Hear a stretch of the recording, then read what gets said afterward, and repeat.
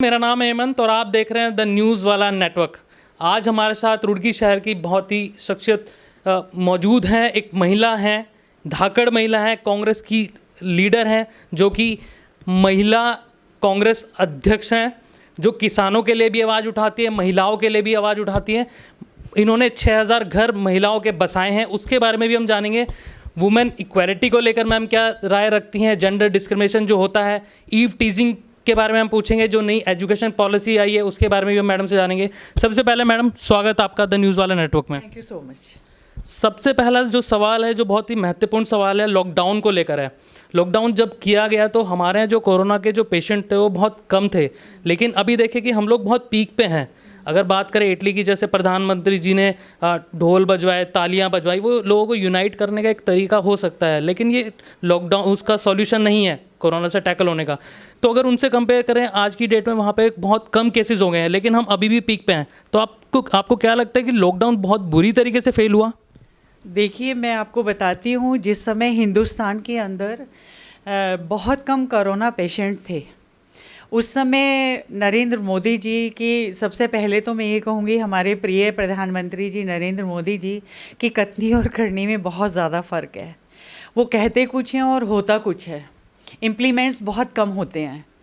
और सेकेंडली, हिंदुस्तान के अंदर जिस समय लॉकडाउन की ज़रूरत नहीं थी, उस समय लॉकडाउन हुआ। यहाँ पे तालियां बजाई गई, दिए जलाए गए और घंटियां बजी हैं। बट इस समय लॉकडाउन की ज़रूरत थी, उस समय लॉकडाउन की ज़रूरत नहीं थी। और अब Narendra Modi ji and state government, central government अब ये कहती है कि हम लोगों ने तुम लोगों को आत्मनिर्भर बना दिया है। हिंदुस्तान इतना अशिक्षित भारत है, हमारे यहाँ पे इतने अशिक्षित लोग हैं कि आप उनको ऐसी बीमारी से लड़ने के लिए अपने आप में नहीं छोड़ सकते हैं। ये बहुत बड़ा अन्याय है जनता के साथ। आप जनता से वोट लेते हैं, आप प्रधानमंत्री बनते हैं, आप मुख्यमंत्री बनते हैं, स्टेट में मंत्री बनते हैं, तो आप जनता को ऐसे अपने हाल पे कैसे छोड़ सकते हैं? तो दिस इज़ नॉट फेयर। दूसरा सवाल यह है मैम, जो त्रिवेंद्र सिंह रावत जी की जो सरकार है, उसमें पहले से ही अनएम्प्लॉयमेंट को लेकर बहुत सारे लोगों ने आवाज़ उठाई है, बेरोजगारी को लेकर बहुत सवाल उठाई है। तब की रोजगार तब लॉकडाउन भी नहीं था, उससे पहले भी जो हमारे विद्यार्थी थे उन्होंने बहुत सारी आवाज़ें उठाई हैं कि एग्ज़ाम नहीं हो रहे प्रॉपर रूल पे। अभी लॉकडाउन है तो अभी इतना अनएम्प्लॉयमेंट बढ़ चुका है, उसको कैसे टैकल करेगी ये सरकार, या आपकी सरकार अगर होती तो आप किस तरीके से टैकल करते? देखिए, मेरी बात सुनिए। जिस समय कांग्रेस गवर्नमेंट थी, उस समय पूरा भारतवर्ष खुशहाली की ओर था, हमारा स्टेट भी खुशहाली की ओर था। जिस समय हमारे मुख्यमंत्री माननीय हरीश रावत जी थे, उस समय हर घर में दिवाली थी, हर घर में ईद थी, हर हिंदू मुस्लिम सिख ईसाई हर व्यक्ति खुश था। और जब से ये बीजेपी गवर्नमेंट आई है, स्टेट में भी और सेंट्रल में भी, तब से पूरे भारतवर्ष में त्राही त्राही मची हुई है। बेरोजगार लोग इतने ज़्यादा बढ़ चुके हैं। और इन लोगों ने जब सत्ता में आए थे, तो इन लोगों ने बहुत चिल्ला के बोला था कि हमारे यहाँ पे युवाओं को, इतने लोगों को नौकरी दी जाएगी। और आज युवा, इतना पढ़ा लिखा युवा बेरोज़गार घूम रहा है। पेरेंट्स ये कहते हैं तुमने क्या पढ़ाई करी है? तो युवा का दिमाग ख़राब हो रखा है इस समय। भारतवर्ष के युवाओं का ये हाल है कि ना तो वो घर के रहे हैं और ना वो घाट के रहे हैं, क्योंकि नरेंद्र मोदी जी ने और हमारी सेंट्रल और स्टेट गवर्नमेंट्स ने, सबने ये वाली बात बोली थी जब सत्ता इन लोगों ने हथियाई थी कि हम युवाओं को रोज़गार देंगे। तो मैं आप ही लोगों से पूछती हूँ कि कितना रोज़गार दिया गया बीजेपी गवर्नमेंट में, ज़रा सा बता दें। पूरा भारतवर्ष, पूरा उत्तराखंड इस समय पलायन और इतना ज़्यादा त्राही त्राही मची हुई है कि मैं आपको बता नहीं सकती हूँ। मैम, जब कोई प्रवक्ता मिलेगा तो हम ये ज़रूर उनसे पूछेंगे कि अनएम्प्लॉयमेंट को किस तरीके से वो टैकल कर रहे हैं। मेरा सवाल ये है कि जो मुख्यमंत्री स्वरोजगार योजना आई है, मुख्यमंत्री ने कहा है कि जो लोग प्रवासी थे जो अपने शहर में आ रहे हैं, अगर रोज़गार शुरू करना चाहते हैं तो हम कम ब्याज दरों पे उनको लोन देंगे। लेकिन उसमें एक जो लूप होल है, वो जो कैटेगरी में बांटा गया है कि 25% अमाउंट आपके पास होना चाहिए तब आपको लोन मिलेगा, तो उसके बारे में क्या कहना है? क्योंकि अगर 25% पैसा उन पर जमा करके वही लोन लेना है तो फिर फ़ायदा क्या हुआ इस नीति का? मेरी बात सुनिए, ये सब दिखावा है और एक ढकोसला है। बीजेपी गवर्नमेंट का, चाहे वो स्टेट में है चाहे वो सेंट्रल में है। इन लोगों की सब जितनी भी नीतियां हैं वो बिल्कुल जीरो, मतलब पूरी गवर्नमेंट फेल्योर साबित हो रही है। कोरोना वायरस में ये पूरे हिंदुस्तान को पता चल चुका है कि बीजेपी गवर्नमेंट ने कितना झूठ बोल के सत्ता को हथियाया।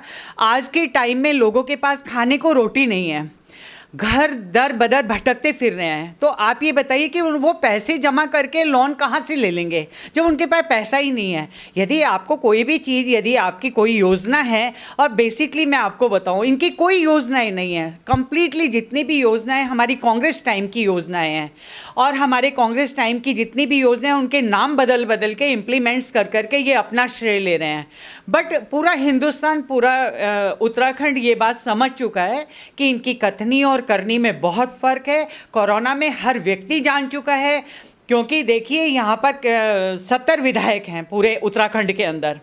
70 विधायकों में हमारी गवर्नमेंट नहीं है इस समय। यहाँ पर 70 विधायकों के क्षेत्रों में आप जाके पता कर लीजिए कितना इन्होंने जनता का ख्याल रखा है। सिर्फ उन लोगों का ख्याल रखा जाता है इनकी गवर्नमेंट में जो इनके चहेते होते हैं, और हमारी कांग्रेस गवर्नमेंट में हिंदू, मुस्लिम, सिख, ईसाई सबका ख्याल रखा जाता है। सपोज़ हमारी गवर्नमेंट होती, और जैसे इन्होंने सिलेंडर के भाव बढ़ाए थे, बेरोज़गारी इतनी ज़्यादा बढ़ चुकी है, और स्मृति ईरानी जी बैठ गई थी सिलेंडर की इतना रेट कैसे बढ़ाया। अब स्मृति ईरानी जी को नहीं दिखाई दे रहा है कि पूरा भारतवर्ष किस तरीके से जूझ रहा है गरीबी से। तो पता है क्या है, इन लोगों का तो अलग सिस्टम है, और आने वाले टाइम में हिंदुस्तान बताएगा इनको कि इनकी पॉलिसीज़ कितनी कारगर रही हैं और कितनी बेकार साबित हुई हैं। ये जनता बताएगी, क्योंकि जनता जनार्दन होती है।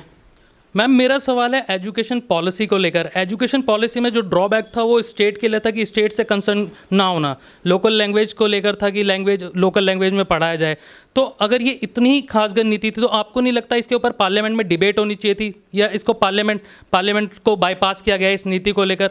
ये आपको नहीं लगता कि मोर अबाउट सेंट्रलाइज्ड नीति है, सिर्फ केंद्रीय एक रेगुलेटरी बॉडी होगी इसको लेकर? इसके बारे में आप क्या सोचती हैं? देखिए, एजुकेशन का जहाँ तक एजुकेशन से रिलेटेड बात है, क्योंकि मेरे पास भी मास्टर डिग्री है। एजुकेशन, जब तक जो चीज़ आप बच्चों को पढ़ा रहे हैं, जो चीज़ आप इम्प्लीमेंट कर रहे हैं, तब तक जब तक भी प्रैक्टिकल नहीं होगा तब तक बच्चा बिल्कुल भी कामयाब नहीं होगा। खाली डिग्री लेके घूमेंगे। आप कोई बिल्डिंग बना रहे हैं और बिल्डिंग के बारे में आपको यही नहीं मालूम कि इसमें मटेरियल कैसा लगा हुआ है, और आपने पढ़ दिया कि ये बिल्डिंग तैयार हो गई है, और आपके माइंड में ये नहीं पता कि इसमें कौन सा मटेरियल यूज़ किया है, तो इट डज मीन कि आपकी फेलियर एजुकेशन नीति है। जब तक आप किसी भी चीज़ को इम्प्लीमेंट करके स्टूडेंट्स को और एजुकेशन को नहीं लेकर आएंगे, तब तक हिंदुस्तान का ना तो विकास हो सकता है और ना यहाँ पे किसी का साथ हो सकता है, क्योंकि उनको मालूम ही नहीं है। और आप आपस में एजुकेशन की चीज़ें लेकर या दाएं बाएं की बातें लेकर और आप लड़ाने का काम कर रहे हैं, और कुछ नहीं हो रहा है यहाँ पर। अच्छा मैम, मेरा एक बहुत इंपॉर्टेंट सवाल है वुमेन रिजर्वेशन को लेकर। ठीक है, जैसे कि इंडिपेंडेंट डे अभी आ रहा है, तो महिलाओं का जो रिप्रेजेंटेशन है संसद के अंदर भी देखिए वहाँ पे भी बहुत कम महिलाएं हैं। अगर हम राज्य की बात करें तो वहाँ पर भी बहुत महिलाएं हैं। तो आपको नहीं लगता जो हमारा इलेक्शन का जो सिस्टम है, first pass the post system, इसको बदल कर डायरेक्टली प्रोपोर्शनल रिप्रेजेंटेशन होना चाहिए ताकि महिलाओं का जो रिप्रेजेंटेशन है वो बढ़े? आप क्या सोचती हैं इस बारे में? देखिए, मैं तो इस बारे में, आपने बहुत अच्छा क्वेश्चन पुटअप करा है और आपने मेरे दिल की बात कही है।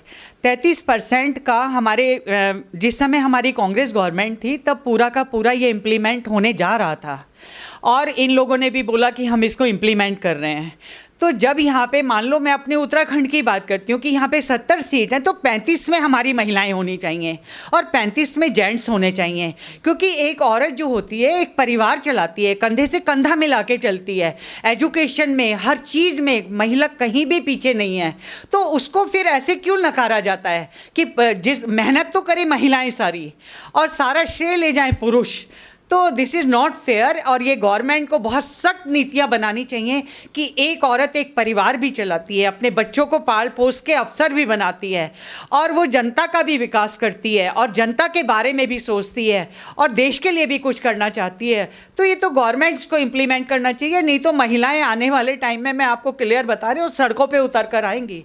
बिल्कुल, जो आपने महत्वपूर्ण बात बताई, डॉक्टर बी.आर. अम्बेडकर जो थे वो भी यही कहते थे कि अगर किसी देश के बारे में जानना हो या किसी सोसाइटी के बारे में जानना हो तो वहाँ की महिलाओं की स्थिति को देखना बहुत ज़रूरी है।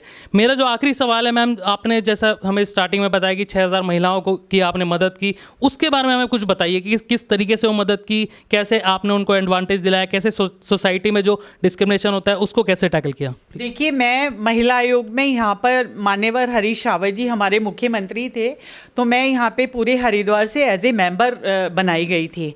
तो मेरे पास 14 विधानसभाएं हैं। 14 विधानसभाओं से मेरे पास जितने भी केसेस आए थे जो कोर्ट कचहरियों में जा रहे थे, और लोगों ने बताया कि आप रश्मि चौधरी मैडम के पास जाओ, वो आपकी प्रॉब्लम को शॉर्ट आउट करेंगी, क्योंकि कोर्ट कचहरी में कोई भी व्यक्ति जाता है तो नेचुरल है वहाँ पे थोड़ा सा आदमी को टाइम भी बहुत लग जाता है और गरीब लोगों के पास पैसा भी नहीं होता है। तो मैंने बहुत सारे 6000 से भी ऊपर घर मैंने बसाए हैं जिनको कि मैंने कोर्ट कचहरी नहीं जाने दिया है, और उनके पेरेंट्स को बुला के, लड़के को बुला के, लड़की को बुला के, लड़की के पेरेंट्स को बुला के वहीं पे उनके समझौते कराए हैं।